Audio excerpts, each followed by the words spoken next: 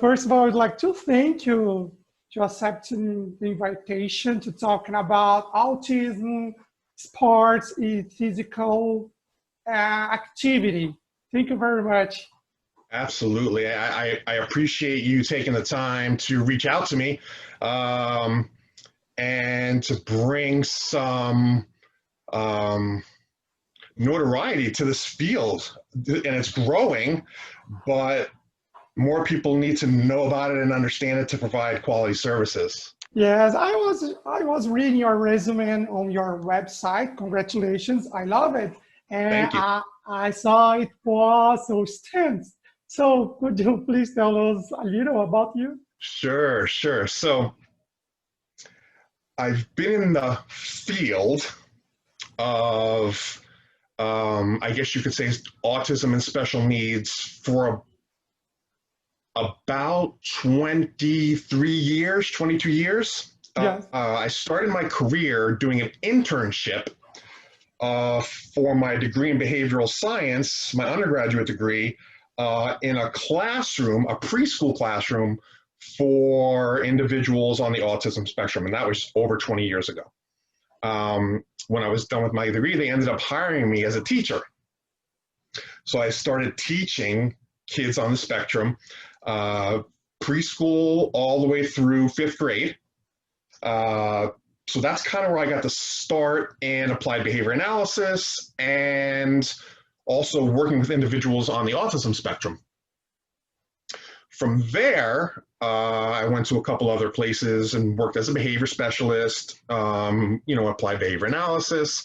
I also got involved after that in the YMCA of Broward County as their fitness director, countywide, here in Florida, and also their special needs director. So I kind of got this experience in the nonprofit world of running programs not only for individuals on the spectrum in an educational area, but also in a recreational area. So after school programs, sports programs, camp programs, all those different things. And I was there for about 5 years. And then I went back to the school board as a behavior specialist for 12 years, working with some very intensive behavioral students. But through all of that time, I always had worked with individuals on the spectrum or special needs privately in fitness, exercise, and sports.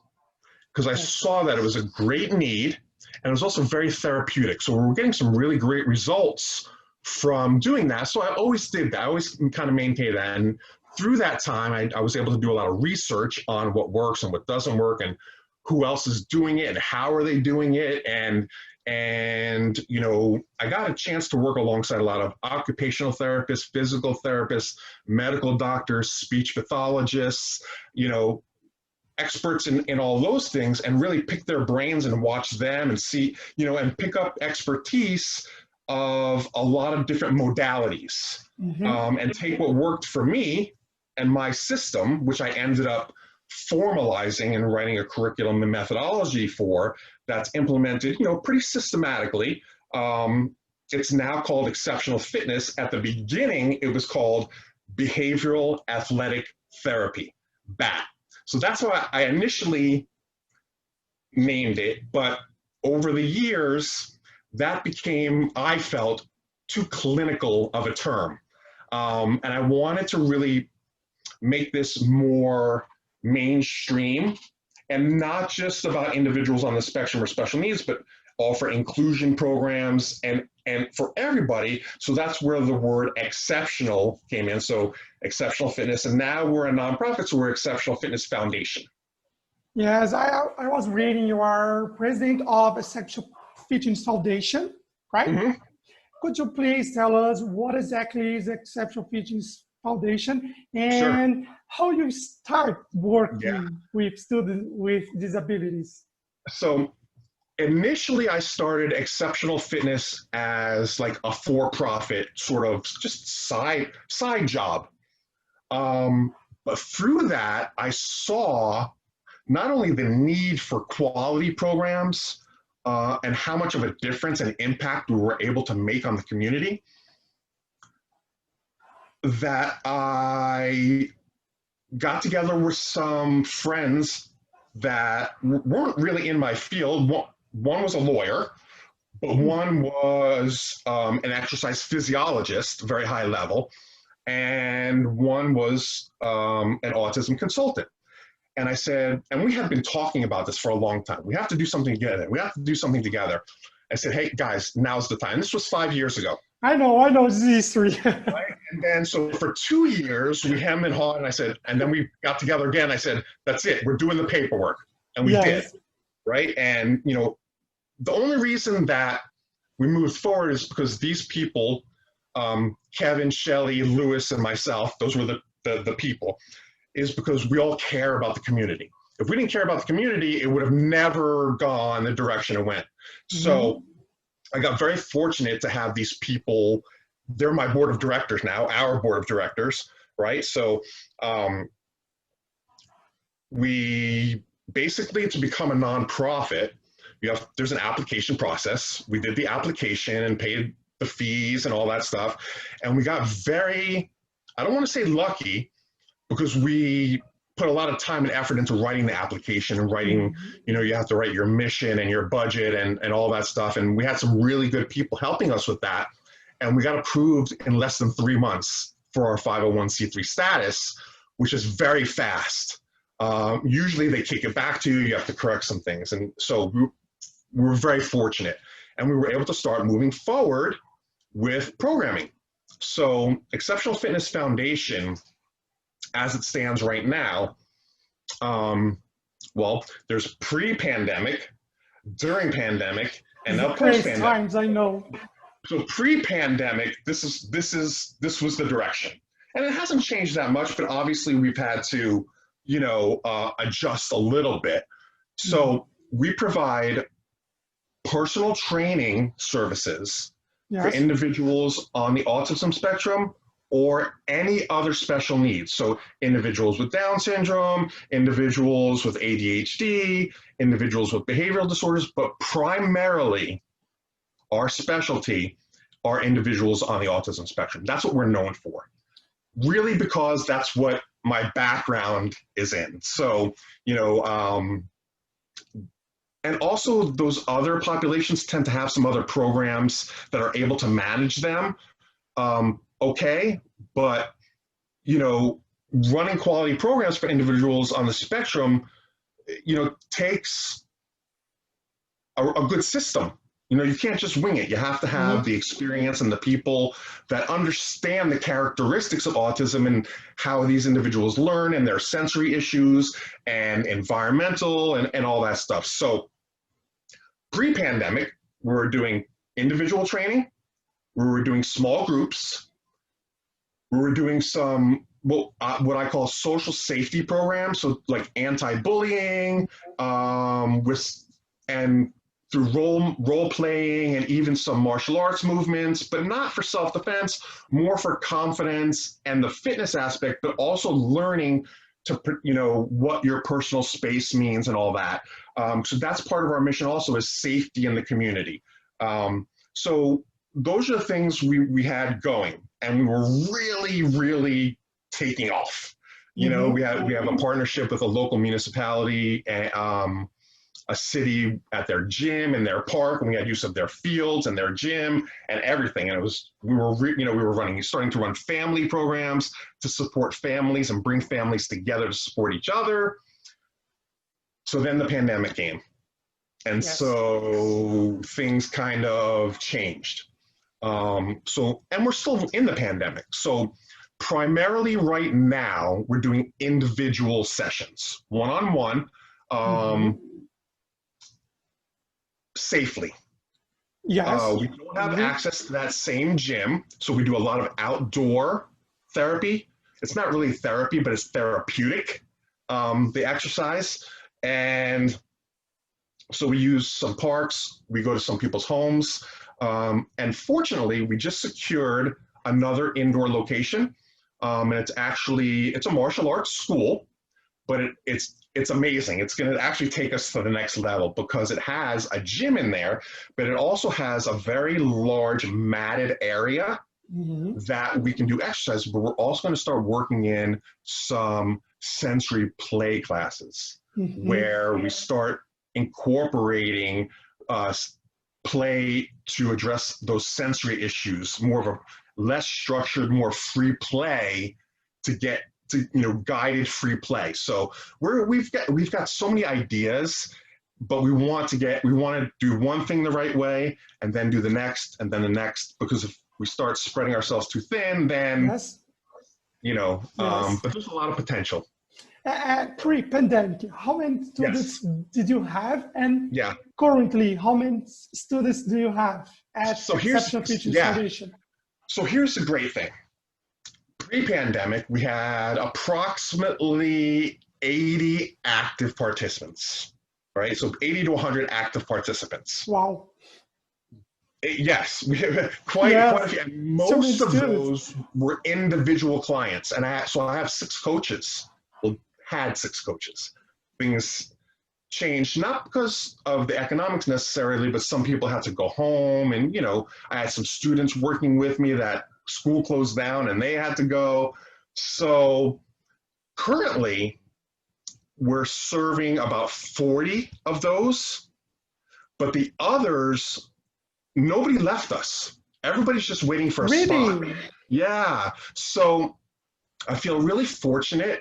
And it also, I think, validates what we're doing because, you know, some of these people had prepaid for packages and things like that. We do offer scholarships, but some of them had prepaid for packages. And we actually closed down for about 3.5 months and did nothing. We weren't able to do any sessions because we just didn't know what this whole thing was. And then when we started slow, 1 at a time, 2 and 3, and added. And even now, everyone's just waiting for us to get back on track. And, you know, we're really fortunate because we have really loyal families. The community has been great to us. We have a lot of support from other community agencies. We've gotten grants from other community agencies. We even provide swim safety lessons to some individuals because obviously we know, especially here in Florida, South Florida, that, you know, drowning in Florida is the #1 cause of death for children in Florida. We also know that individuals with autism are drawn to water. So it's an even higher risk. So we actually got a grant to provide not necessarily swimming lessons, but swim safety. So in other words, what to do around water, if you're in water, how to get yourself out of the water. So we're even mixing that. So safety is a big part of what we do, community safety and community-based instruction, because it just makes sense. That's how you learn best, is in the community. So yes, and in your opinion, what are the biggest challenges students with autism spectrum disorders face to access sports program or physical education program or exercise program? So in my experience, what I found this all my experience, but also talking with a lot of other professionals and parents, because I asked them, you know, what else are you involved in? What else has worked? What else hasn't worked? So there's 2 main issues, maybe 3. One is the lack of appropriate programming. So in other words, the lack of trained coaches within those programs to make those individuals successful, right? The other is, one of the others that I found that was kind of interesting was, you know, there's a lot of thinking that the individuals on the autism spectrum are not interested in sports, are not interested in playing sports, are not interested in exercise, and that's simply not true. The problem that we're running into is that professionals are thinking that because of their lack of social skills, that's why they don't like to do this, or that's why they're not going to be successful.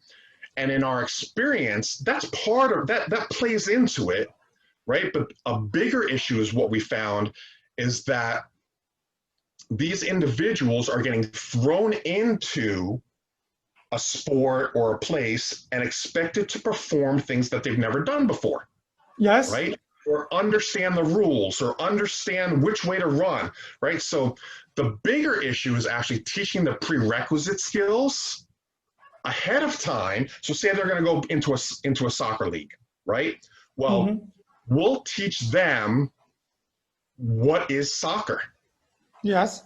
Okay, like, okay, this is the ball goes in the goal, right? Yes. Your team is that way. When the ball goes out of bounds, you're allowed to touch it with your hands, right? So teaching these prerequisite skills and rules has made a huge difference when they then leave us and go to an inclusive soccer program, because now they're not just thrown out there and say, okay, go play, go kick the ball. And they're like, what do you mean? I don't know what I'm supposed to do. Yes. Right? Yes. So, and I even think back to when I was a kid, 3, 4, 5 years old, maybe, and I stepped onto a soccer field and I was like, what am I supposed to do? Yes. Right? Of course. So now we're teaching them ahead of time what they're supposed to do. And it makes them much more likely to be successful, which in turn makes them much more likely to enjoy what they're doing.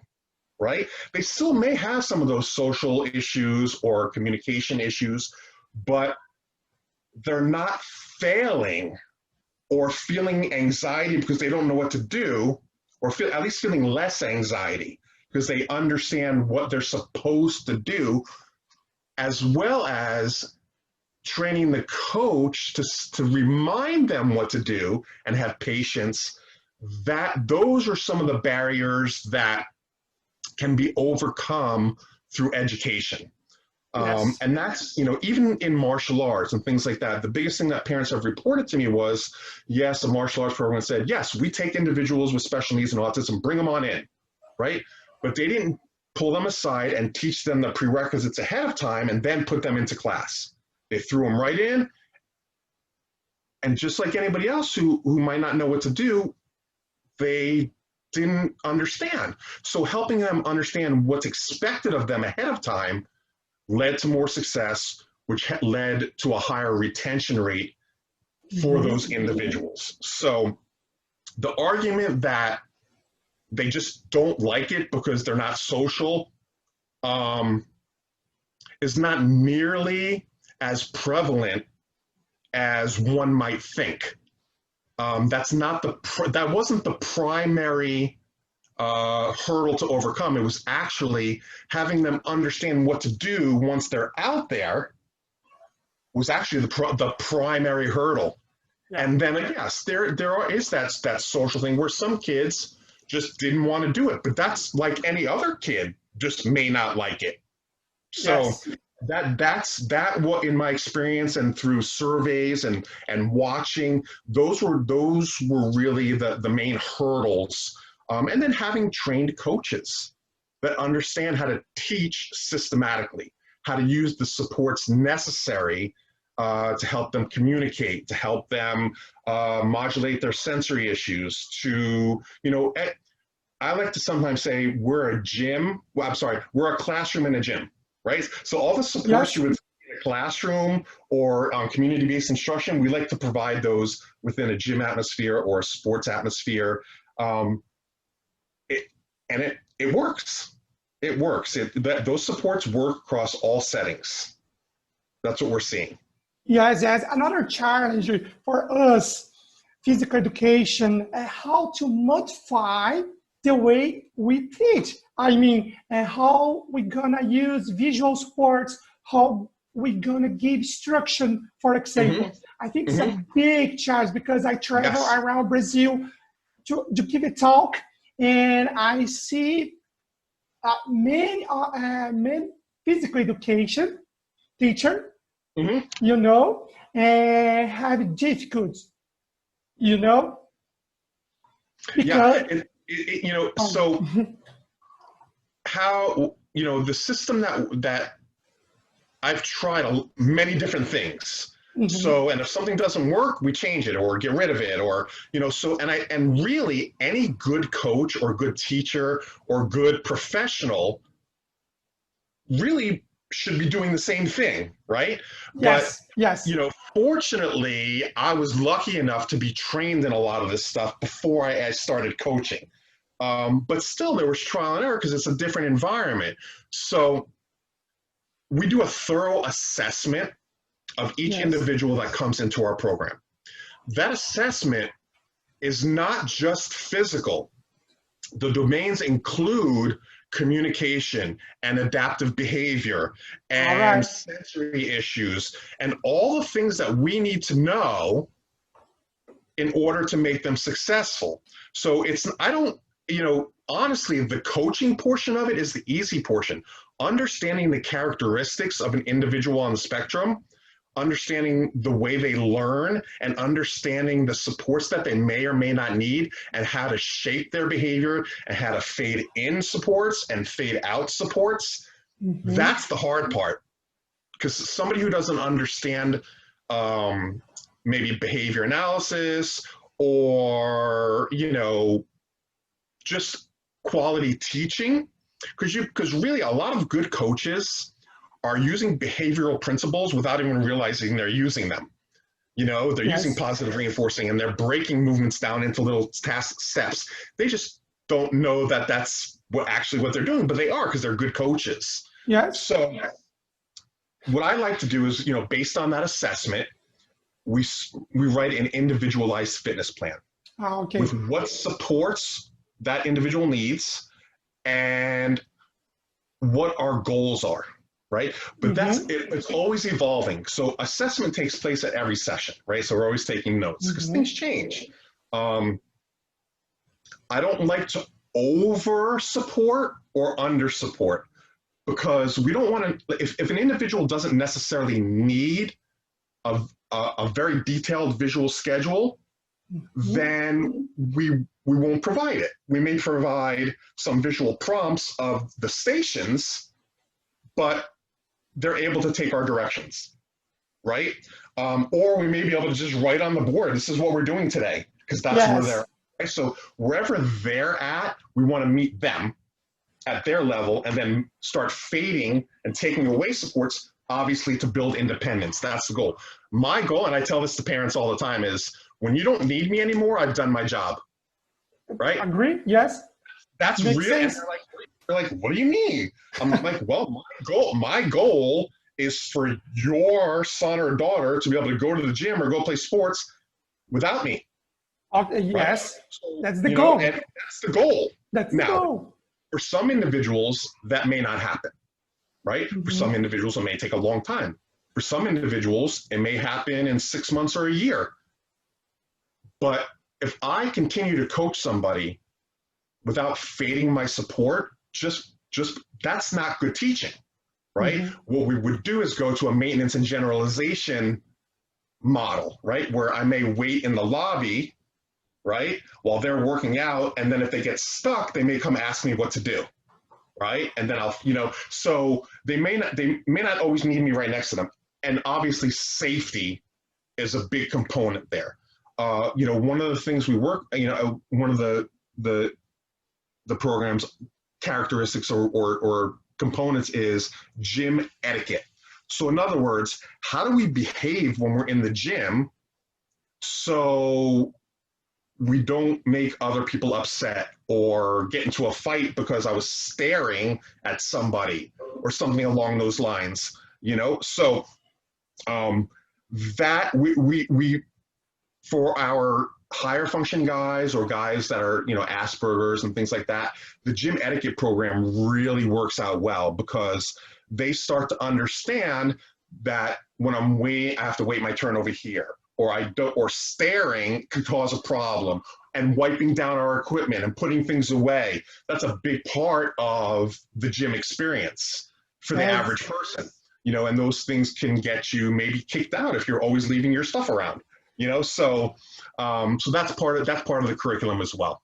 I was going to ask you about assessment, evaluation, but we're talking about assessment. Yeah, I will ask you, absolutely. How do you measure your students' evaluation through any protocols, videos, or checklists? Yes, yes. So what I did was I took a number of assessments that were out there already. The Brockport, the Virginia Adaptive PE Scale, the Functional Assessment Screening Tool. So things not only for fitness and adaptive PE, but also developmental assessments. And I took what I thought were the most important things from each of those and modified them to meet our needs, and I made our own assessment. It depends. It's students. Right.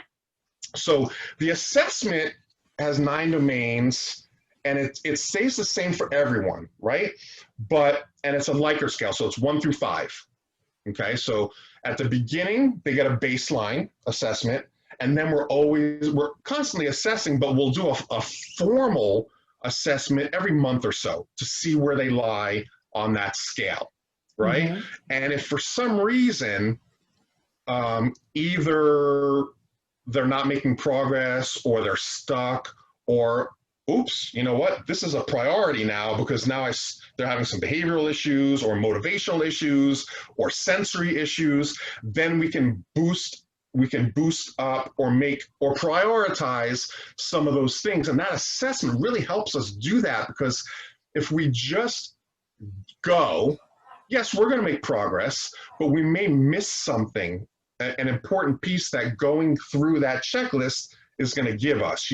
For instance, why is it that every time we get to 30 minutes on this individual, their behavior starts to break down, and what's going on? So, that data will allow us to then look at the assessment and say, okay, well, maybe it's their attention span, maybe it's their processing, maybe they're tired, maybe it's their endurance, right? And then so we start to add in and test, like an analysis, what's going to help them be successful. Maybe they need a schedule or some more breaks or, built in to help them go a little bit longer. So yes, it's very individualized, but yes, the strategies, the basic strategies, they for the most part stay the same, but not everybody needs all the strategies. So based on that individual's needs, we choose the appropriate strategies to help them. Yes, as Jason, sorry, go on. No, that's okay. You talked about video. Yes. So we use video a lot, and some people think that we're using video because we just want to advertise or market and yes, we do want people to see what we do, but there's 2 things that we do with video. One is I review it to see if I missed anything, if my prompting and teaching was good, right? So am I teaching appropriately? Or are my coaches teaching appropriately? Because sometimes when you look at the outside, the way you're teaching, you're like, what was I doing? Why did I say that? Why did I do that? Or I saw that maybe my prompting was off a little bit. Maybe I was touching them on the shoulder and I didn't even realize it. So it helps me clean up my teaching. It also they can also review themselves doing things properly and improperly, right? So right and wrong, or better or worse. So that video modeling. Yes, I was thinking about that. Exactly. Video modeling is very effective, particularly for the guys who are more independent, because I can literally give them a schedule of videos and say, go ahead and do it. Yes. Right? And stand back and then wait and just make them more independent that way. Now, obviously, that takes a while to get to. Some individuals may not get to that point, but it's a great way. The other is audio prompting, right? And this is one that it's kind of abstract because it's pretty simple, but it has to be done properly, obviously. So just like you have your earbuds in, right? It's so typical for teenagers to have their earbuds in, to have their phone, whatever else, yes. Right? So all this would be is that I'm watching them from a distance, but they can hear me and my instructions in their ear. right? So there's not this stigma of this coach right next to them all the time. And I can give them directions from a distance. That's been very successful for those that it's appropriate for. It's not appropriate for everyone. But that's probably the last stepping stone to completely fading myself away, right? I could literally be out in the lobby somewhere where I can see them and say, okay, remember to put your weights back on the rack, or remember to, if they walk away from the bench or whatever without wiping it down, remember to wipe the bench, okay? Or slow down your movement, so that audio prompting shows a lot of promise. And I know there's a lot of research being done on audio prompting in general. And and I know some of the people doing that research, so I pick their brains, right? But I'm always trying to find ways to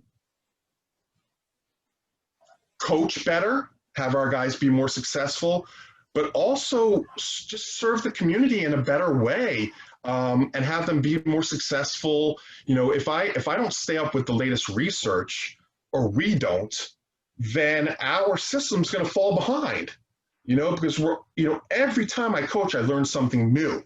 Yes, of course. Every single time I learn something new about what works and what doesn't work, or is right for this person and not this person. It's such an individualized thing. Maybe I'm talking too loud. Maybe I'm not talking loud enough. Maybe I'm talking too much. Maybe I'm not talking enough.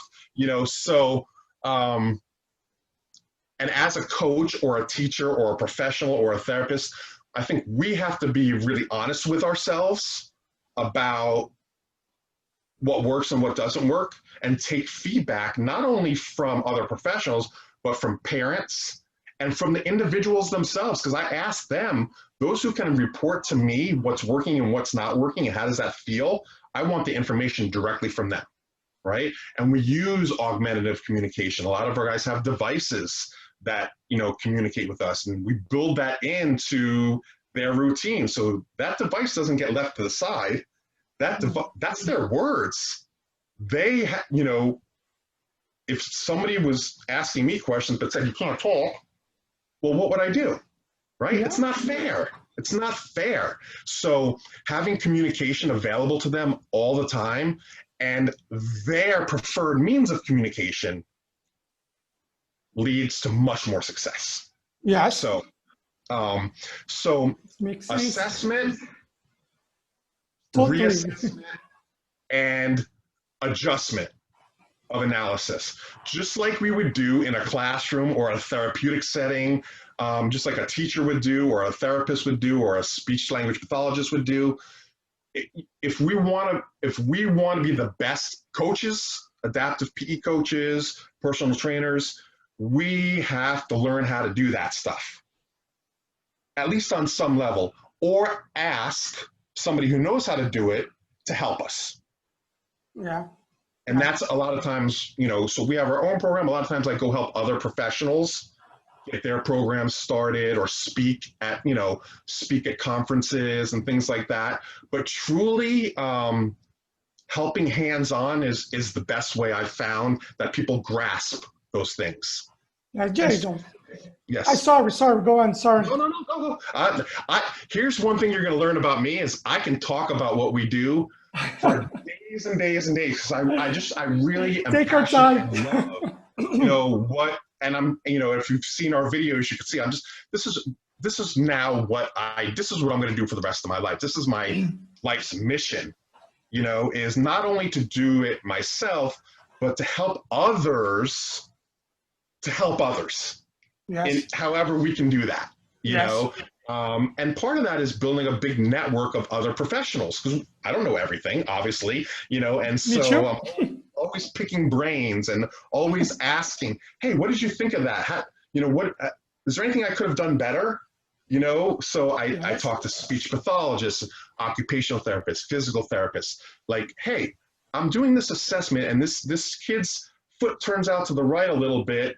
I know that may indicate a hip weakness. What do you think I should do to evaluate that a little further? And typically what I do is, if I don't understand something, I refer to a medical doctor or physical therapist or occupational therapist because I'm not. So I never pretend to be something I'm not. So if I don't understand something, I'll say, Mom, Dad, I think you should point that out to your pediatrician and see what they say, because I suspect a hip weakness, but I'm not a medical doctor, so I can't tell you that for sure. I can just go by the symptoms and say, go ahead and talk to your pediatrician. That probably would be a good idea. Yeah. So. Yeah. Yep. According to your experience, what are the main benefits that physical education or physical exercise can provide to these people, students with autism spectrum disorder? Absolutely. So it's interesting. It's really the same benefits that we all get, but multiplied by an X factor, right? So people who don't sleep well, exercise helps. Right? Yes. An individual on the spectrum, many individuals on the spectrum have sleep disorders. Yes. They don't sleep well, right? So one of the byproducts of exercise is better sleep. So we're getting, and we actually did a little study on this because I actually got brought in by a couple of parents who had their kids that just were not sleeping at all, 1 hour, maybe 2 hours a night. So we experimented with the intensity of the exercise and the timing of the exercise to help them sleep better at night. And, a few of those cases reported sleeping, 5 to 7 hours a night now, up from 1, which for the families is a huge deal. Because when a child's up at night, that's disruptive to the entire family, right? So everyone's tired. So sleep is a big one. Reduction of anxiety is another big one.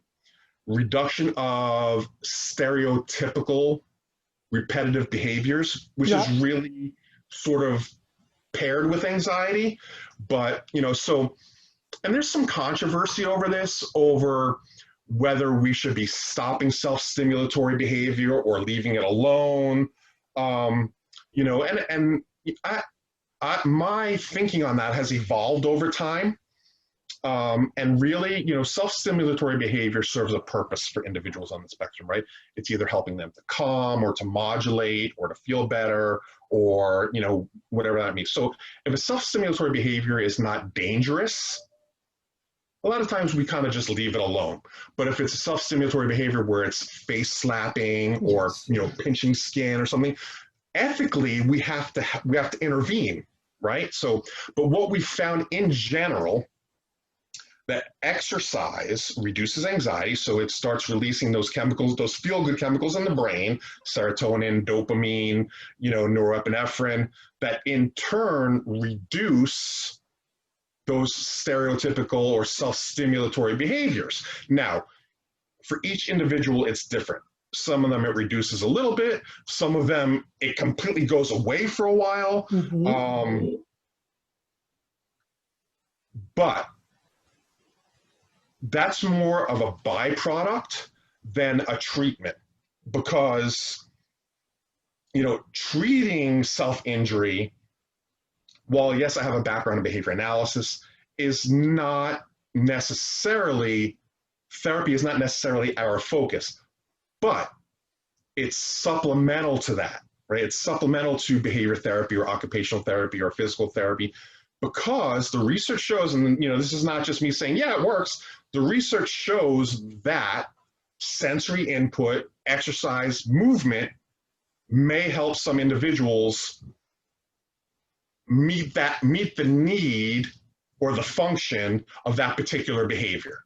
And I've done some studies on it, more like longitudinal, like one individual over a period of time and how much exercise they're doing, how often and how much they're sleeping and how much they're engaging in those behaviors. And, I can't necessarily say causation, but there's definitely a correlation between intense exercise, and by intense, that's all relative to the individual, and a reduction of,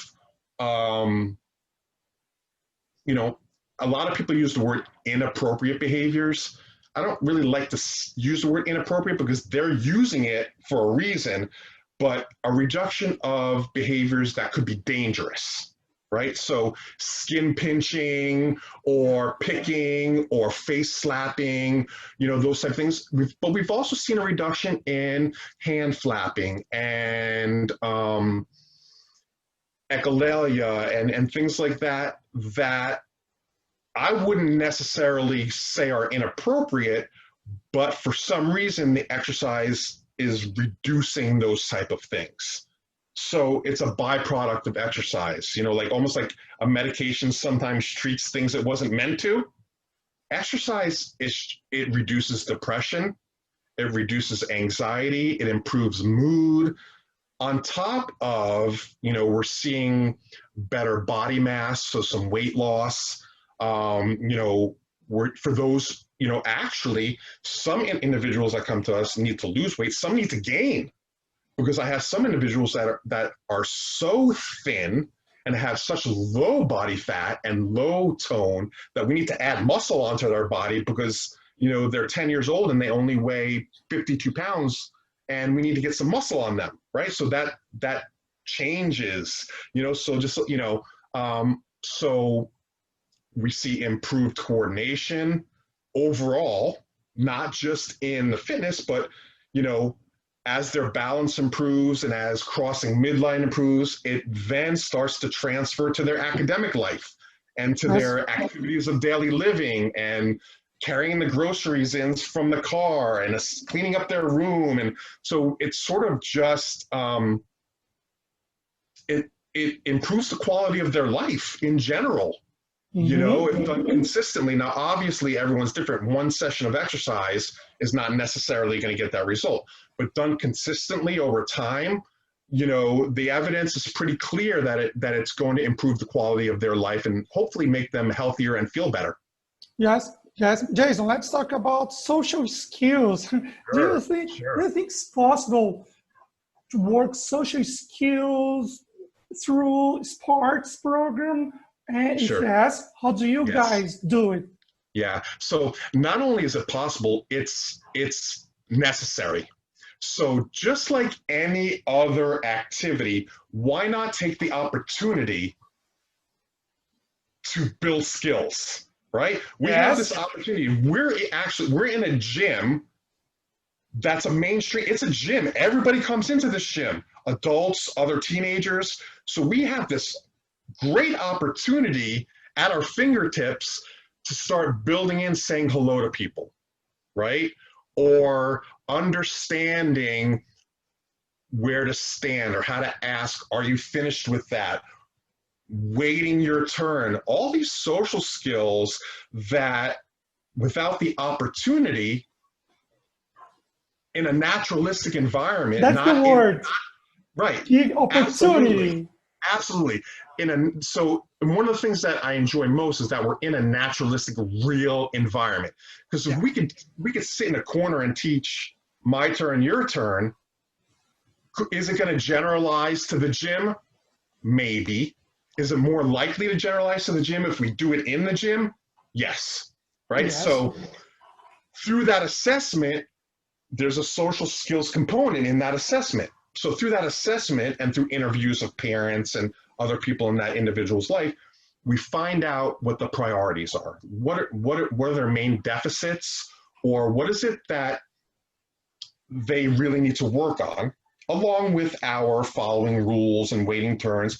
But it may be that they have difficulty staying in one place, right? So they may elope from the area, right? So that's a major safety issue in the gym. And it's a social issue, right? So if they run out of the area we're in, well, then I have to run after them, or somebody does, right? That behavior gets reinforced. There's a lot of issues there. But if we can teach them, and I like to teach proactively, what are the rules and the expectations, right? Because we don't have rules and expectations running off. How were they supposed to know they weren't supposed to run off? If we didn't say, okay, we stay in our area unless we ask for permission. If you need to go to the bathroom, except for those who are teenagers and it's appropriate for, they can go to the bathroom. They can say, hey, I'm going to the bathroom. But for our little guys, coach, can I use the bathroom? Yes, go ahead. Or coach, I need a break. So we want to also build in this opportunity for communication. So social skills, communication, everything that you would find on a community-based instruction, anything you could teach in the community, making a selection. I even give them choices of exercises. Okay, these are the 5 exercises we're going to do today. You get to put them in the order you want to. Which one do you want to do first? And we'll make your schedule, right? So then they have control. Look, when I go into the gym, I may go in thinking I'm going to do bench press first, but I end up going, you know what? I want to do this first. And that's okay for them, unless it throws them off, right? And then we have to introduce choice slowly. Because for some people, choice creates anxiety, right? And they're unable to make a choice. So we'll make it for them. But teaching them to make a choice and reducing their anxiety is a really important social skill, because our whole life is full of choices. Every day, every minute, do we go left or do we go right? For an individual on the spectrum, that can be very anxiety producing. And so if we can help them overcome that by practice, really it's practicing what is causing that, that's what will help them hopefully over time be able to do that with less anxiety. To totally get rid of anxiety actually is not realistic. Everybody has some level of anxiety. It's what drives our behavior. So, realistic expectations also. But yes, social skills, in my opinion, wherever you are, whether you're a teacher, therapist, wherever you are, they should be embedded into the curriculum. Only because it's just another opportunity to work on those things. Why let an opportunity go to waste when it'd be very simple to say, okay, you know what, we're going to include a couple of these social skills in this particular, wiping down the bench is a social skill. It's grooming and hygiene, right? So now I don't call it grooming and hygiene. I just call it cleaning your equipment, but it's grooming and hygiene. Washing your hands when you're finished, things like that. So important, that overlooked, or they become part of our regular routine and we don't think about it, but they may have to think about it or be reminded or taught. And it's a great opportunity. Yes. Jason, some studies or research point to very high prevalence of motor debts in people with autism. How do you see this issue and how do you work on it? It's interesting. Very interesting. It's very interesting. I see some deficits, but I also see some advantages that some of these individuals have. So I see the individuals on the spectrum come to me.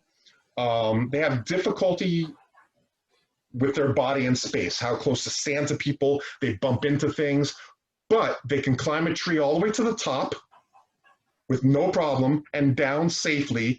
Their grip strength is amazing. Their balance is amazing. Hyper amazing, to the point where it's past normal.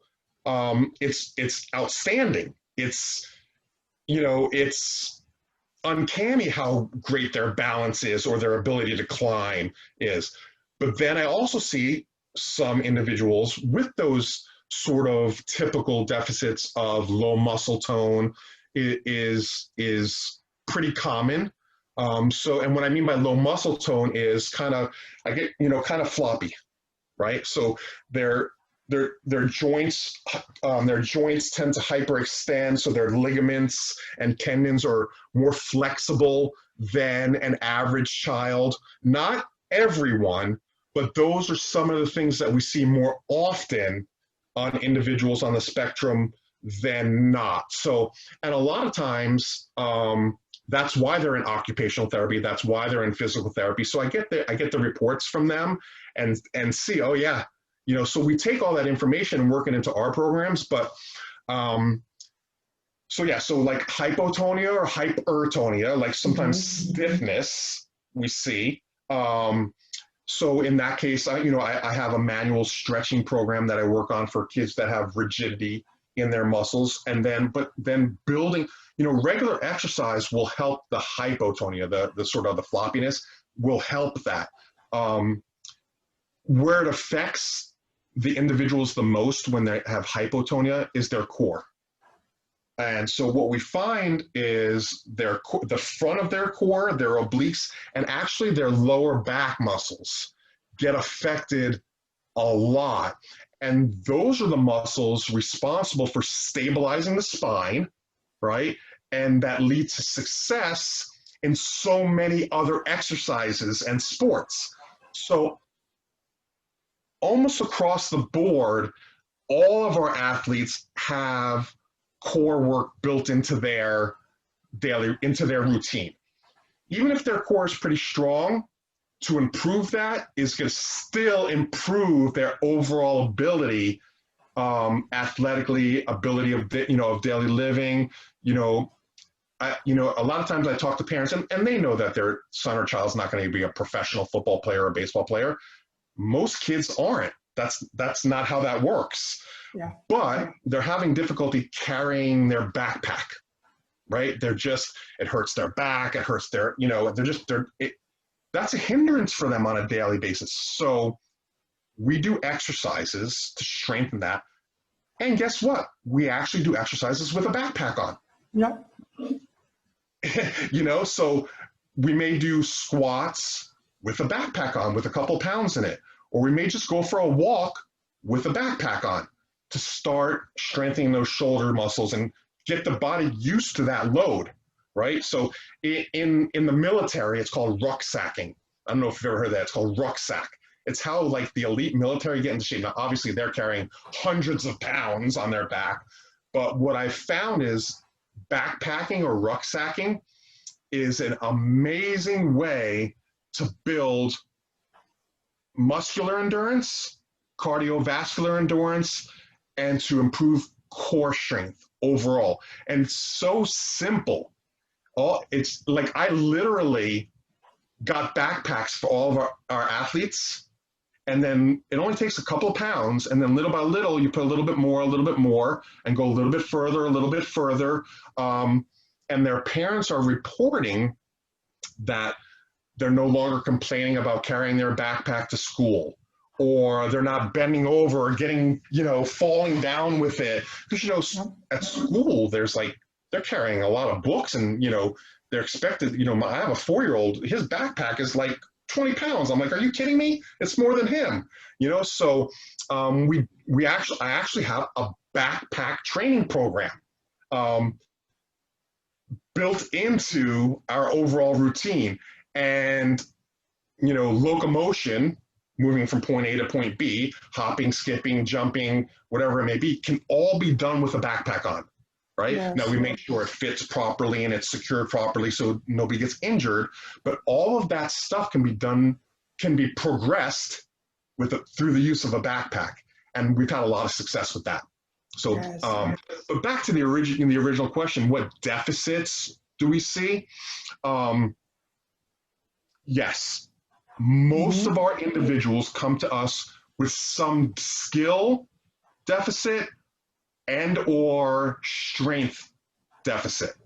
But some do come to us with amazing skills that surpass their peers. So I think that's something to keep in mind also. It's not always deficit. Sometimes we see things that we're like, whoa. Superstars. Exactly.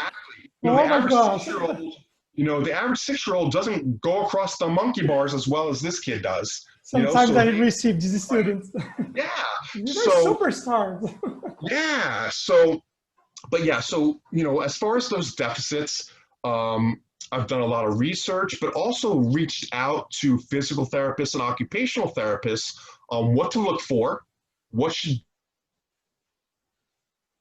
be in our assessment, and how to work with those things. So because I'm not an occupational therapist or physical therapist, although I've worked alongside them and it can implement some of those things, obviously it's best to ask the expert, what should I be looking for? Or something, I may see something and go, okay, you know what, I'm going to reach out. That's why our network of professionals that we can reach out to is so important, because we can then learn, okay, that's something I haven't seen before. Let me call the high-level physical therapist and say, hey, I have this kid, he's 6 years old.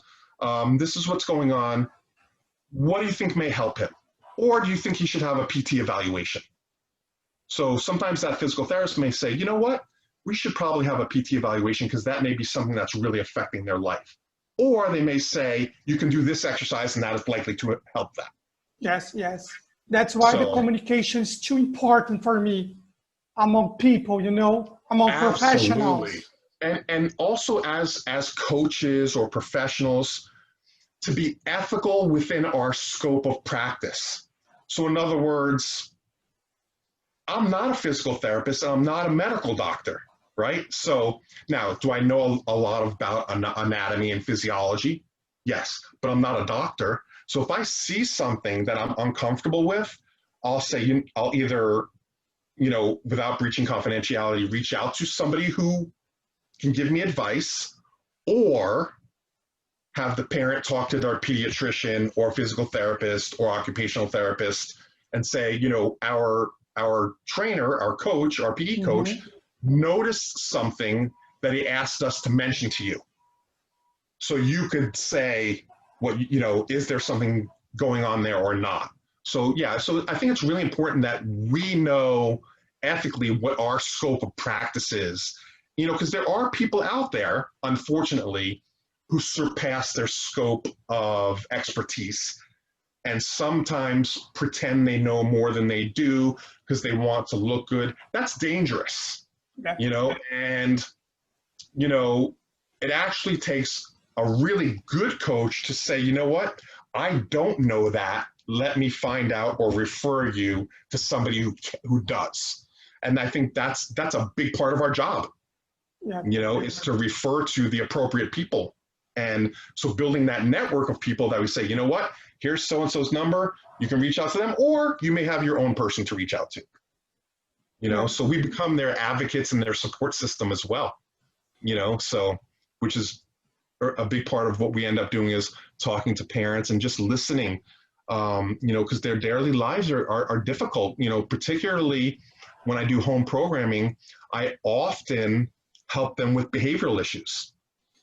Not just fitness, because they're, you know, they're having a difficult time and maybe they didn't qualify for in-home behavior yet or whatever it may be. So I give them some strategies that may help. Jason, I have two more questions, I promise. Sure. I could go all day. I'm good. Let's talk about teaching method. Do you believe there is only one teaching method for students with autism in physical education? No.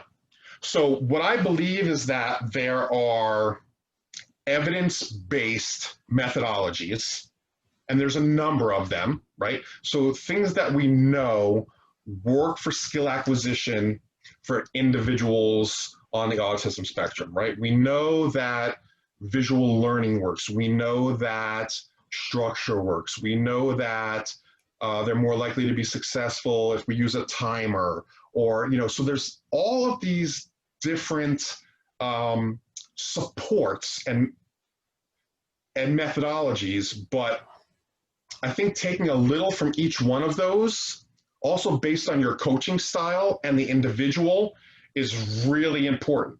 Now, are there things that don't work and shouldn't be tried? Yes. So are there things that are inappropriate? Absolutely. Absolutely. You know, heavy duty physical prompting is old school, right? So hand over hand. Now there's a place for that, right? There's a place for hand over hand learning, but I'm going to try to prompt without doing that before I help them hand over hand. Here's something else that's really important from a human respect component. Whenever I'm going to do hand over hand or maybe touch somebody's shoulder to help them, I ask their permission. I say, is it okay for me to put my hand on your shoulder to help you? Right? Because they have a right to say no, right? That's their right to say, no, I don't want you to touch me, right? That's part of it, and that's also part of our safety curriculum. So, you know, just because an individual is on the autism spectrum doesn't automatically make physical prompting okay, you know? And it took me years to overcome some of my original learning to be to the place I am now with that and still evolving, right? Always, our methodology is always evolving to best practice. But one of the things, and parents and guardians and siblings and other coaches watching you will appreciate this and learn from you if you treat everybody with dignity and use ethics before you take them and move them over here. It's just the right thing to do. Now, does physical prompting work? Yes, absolutely. It's very important. Yep. But it's also very important to understand that that individual has the right for you not to touch them if they choose, right? Now, we may explain to them, I'm only touching you because I want to help teach you. And then maybe they say, okay. Or if they're nonverbal, they'll allow it. And we know pretty quickly who's touch averse because they're going to move away. Yep. Or they're going to get upset, right? Yep. Or this is even worse, or they're not going to move away and they're going to allow it even though they're uncomfortable with it, which in my view is even worse because that's what creates a safety issue, you know, with strangers or as they get older into teenage years with relationships and intimacy and, you know, personal space, you know, so all of those things are constantly on my mind when coaching. You know, so this person may be 5 years old now, but I have to think of them when they're 15, and are they still allowing people to touch them without allowing it? Now, obviously there's situations, safety situations, crisis situations, you know, that, you know, we're going to keep them safe and we're going to touch because we have to keep them safe. That's our job. But if I say, okay, we're going to walk over there, come walk with me, and they don't walk yet, well, my first instinct is not going to be to grab them and make them walk. It's going to be maybe a gesture, or I just start walking and then they'll catch up, or I may give them a little tap on their arm. You know, I'm not going to necessarily force them because that's not appropriate. Now, I may use some other strategies like walk with me and then we're going to get water, or walk with me and then you can play with the ball, like that first then prompting. We're more likely to get compliance. So I think that there are many methodologies that are evidence-based, and I also think there are methodologies that are inappropriate, right? So there's not one methodology. I think using a variety of evidence-based methodologies based on your coaching style, based on the individual you're working with, is most appropriate. And sometimes that takes time, right? So I sort of have this baseline of support and then work forward and backward from there, right? So yes, I'm going to have some visuals available and I'm going to have some communication available, and I'm going to make sure that if the music's too loud in the gym that I ask them to turn it down, although it may not be an issue, but that's our starting point, right? And then we go with, okay, they can tolerate that or they can't tolerate that, right? What's going to make them most successful? So, you know, it's sort of so yes, evidence-based methodologies, and then understanding the characteristics of each individual you work with are going to help you use more of one methodology than another, or a mixture of methodologies. And I think that, you know, the evidence kind of speaks for itself, what methodologies work best, like teach work systems and visual learning and using timers. And, you know, so those things are all evidence-based, but not everybody needs a timer, right? Everyone probably could benefit from a timer, but they don't necessarily need it.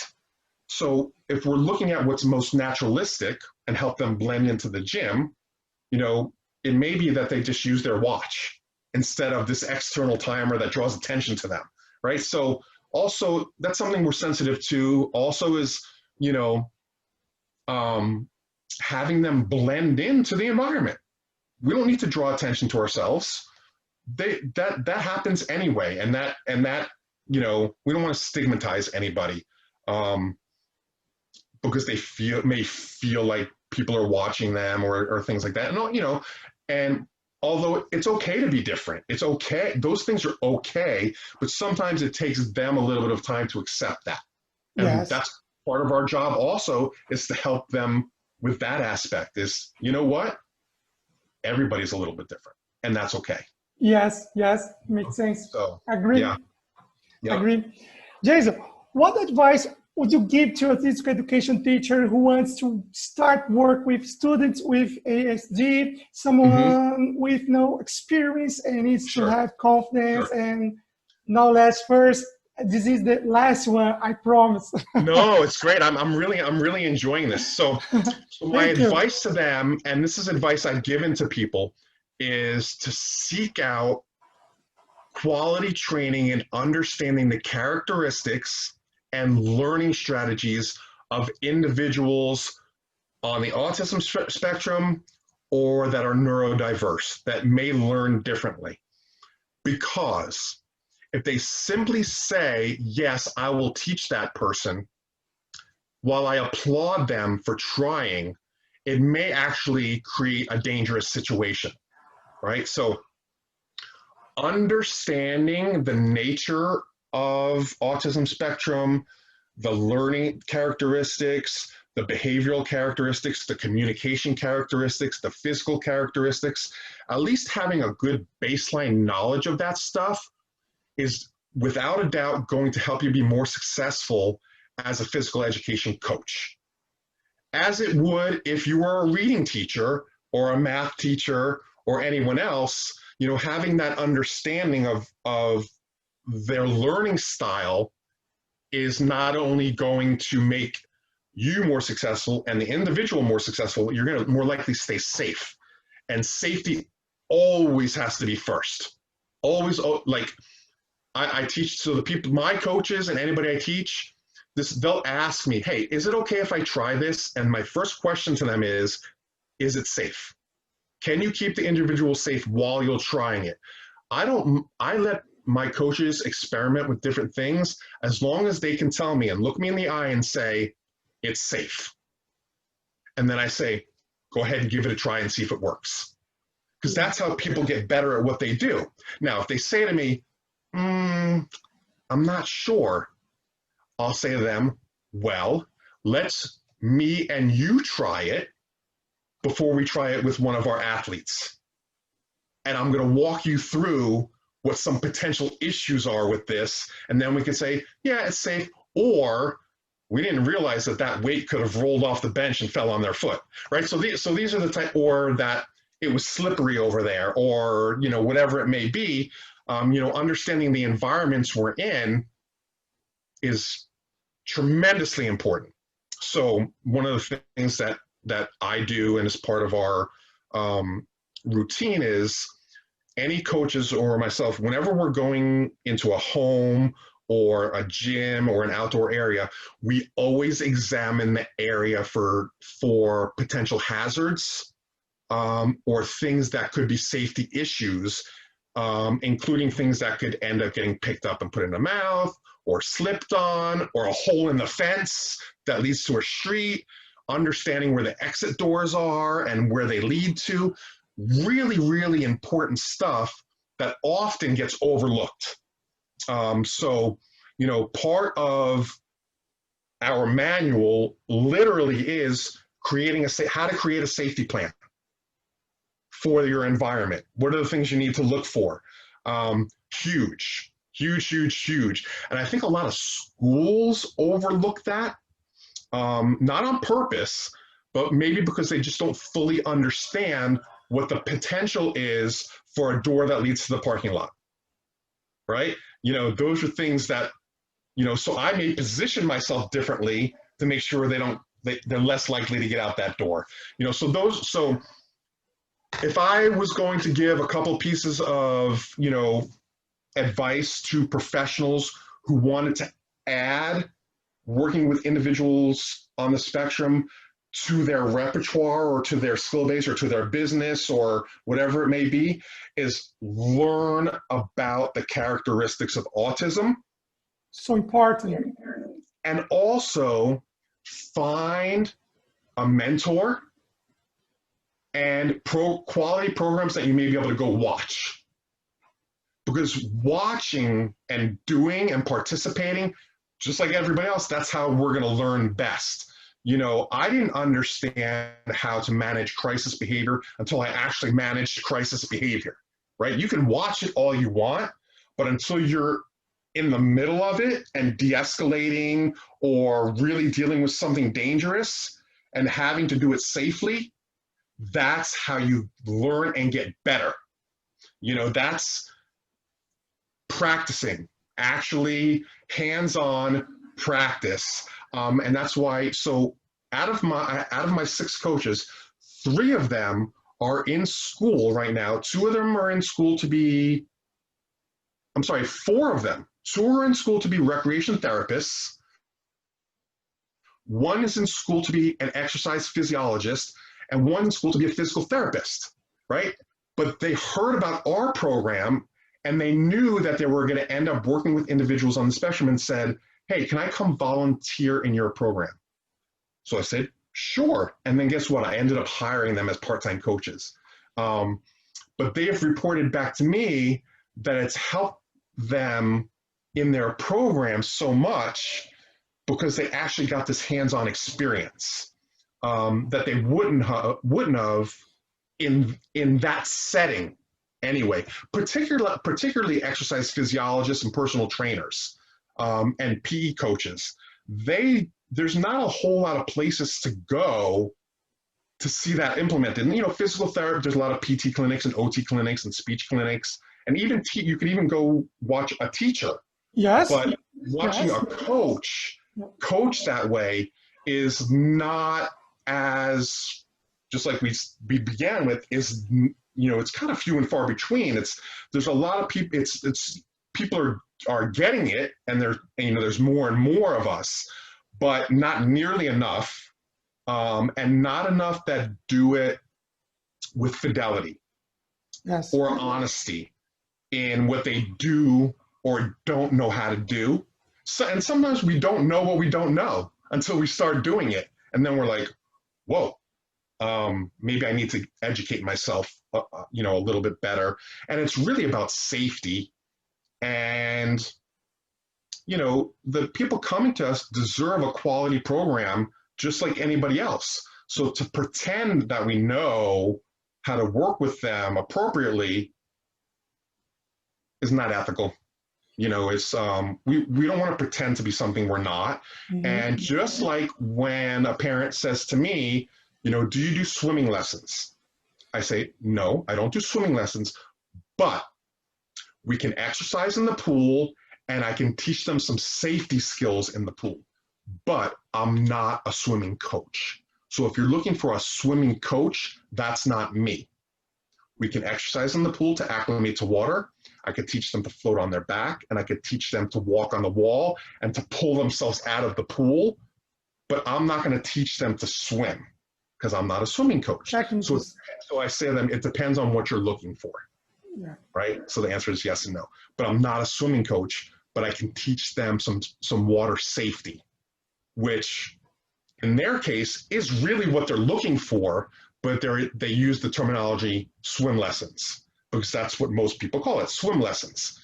It's really more swim safety than swim lessons, what a lot of our guys are looking for. And unfortunately, that's another area that people are coming to me and saying, well, we went to this pool that said they could do swim lessons for us, and they couldn't manage them, or it wasn't safe. And, you know, so that's another area of high need are swim coaches who understand the characteristics. Big need, you know, and, you know, just like any other professional, if they take the time to educate themselves and practice, it's not for everyone. Not everybody can coach everything, but if you end up enjoying it, it's going to be really rewarding for yourself and for the people you teach. So, yep. Jason, before we finish, I would like to thank you for this conversation. It was a pleasure to talk to you. Thank you. Please feel free to leave us your social media.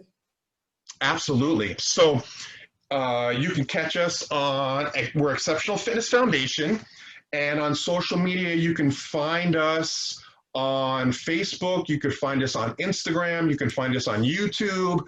And really, if you just type in Exceptional Fitness or hashtag Exceptional Fitness, they'll pop up, and we have tons of videos and pictures, instructional, just to add value. So people could, just like you said, where to start? Well, they can go watch some of our videos if they want to, to at least start to understand what it would take to do this, and part of the reason that I put that on there and don't charge necessarily for webinars is because I want to offer value on our social media. If you offer value on your social media, people are more likely to follow you and comment, and then I create relationships like we did, that we then start collaborating and get the word out to other people, and that's really what it's about. So our website is exceptionalfitness.org, real easy. Again, you could see there's links to everything on there. You can see our programs and all that stuff, and we're very quick to refer to other people who we may not be able to help the way they need help.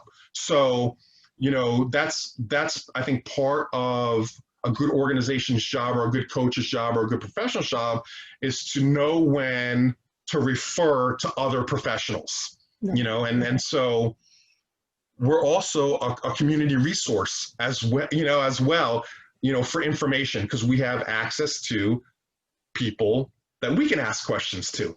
So that's really important. So thank you very much. I hope you have a great day, Jason. Absolutely. Thank you so much for having me on. Exceptional Fitness Foundation appreciates it. Our coaches appreciate it. It's just going to bring more awareness. And that's really what it's about, is awareness, and getting the word out that this can be done, and it could be done well. And it's not just me, there's others out there that are very good at this, but sometimes it takes a little searching, but you can find people in your area, hopefully, that can help you with it. Yes. Bye-bye, Jason. Thank you. Thank you.